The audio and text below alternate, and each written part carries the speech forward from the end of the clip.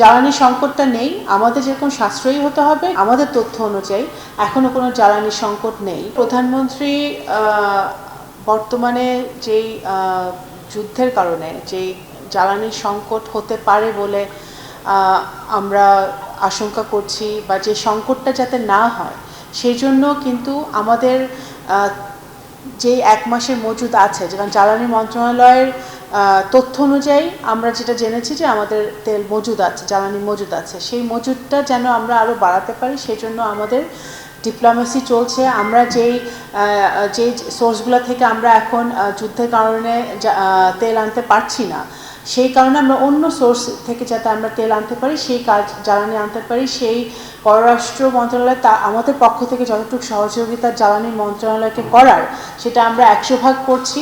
এবং আমার জানা মতে আমাদের তথ্য অনুযায়ী এখনও কোনো জ্বালানি সংকট নেই। আমরা যেটা গতকালকেও আমরা শুনেছি, আমাদের জ্বালানি মন্ত্রী খুব পরিষ্কারভাবে বলেছেন যে বিভিন্ন জায়গায় জ্বালানি বা তেল আপনার মজুত করে রাখা হচ্ছে, হোর্ডিং করা হচ্ছে। এই হোর্ডিংয়ের কারণে কিন্তু অনেক অসাধু এবং ব্যবসায়ীরা এই কাজগুলো করছে। সেই কারণে কৃত্রিম উপায়ে জ্বালানি সংকট তৈরি করার চেষ্টা হচ্ছে। তো জ্বালানি সংকটটা নেই, আমাদের যেরকম সাশ্রয়ী হতে হবে, কিন্তু একইভাবে ভবিষ্যতে যাতে আমাদের জ্বালানি এবং অর্থনীতির উপরে কোনো চাপ না পড়ে সেই জন্যই কিন্তু আমরা এখন থেকেই সোর্সিংগুলো করে যাচ্ছি। আমাদের এপ্রিল মাসেও আমি যতদূর জানি যে আমাদের আরও তেল আসবে, আমাদের সৌদি আরব থেকে আসতেছে, আমাদের ভারত থেকে আসবে, আমাদের অন্যান্য আমাদের মালয়েশিয়া থেকে আসার কথা, ইন্দোনেশিয়া থেকে আসার কথা, এগুলো সব সোর্সিং হচ্ছে। কিন্তু স্টে সেফের ডাবল লেয়ার প্রোটেকশনই পিরিয়ডের হেভি ফ্লোর দিনগুলোতে আমাকে রাখে নিরাপদে। Stay safe. তো এগুলো খুব পজিটিভভাবে, এবং সবাই জ্বালানি মন্ত্রণালয়ের সাথে তারা যোগাযোগে আছে, এবং মালয়েশিয়ার সাথে আমরা জানি ফলপ্রসূ আলাপ হয়েছে। মালয়েশিয়ার সাথে আমাদের MOU আছে একটা, গত বছর যেটা সই হয়েছে। তো ইন্দোনেশিয়ার সাথে আমাদের ফলপ্রসূ আলাপ আলোচনা হয়েছে।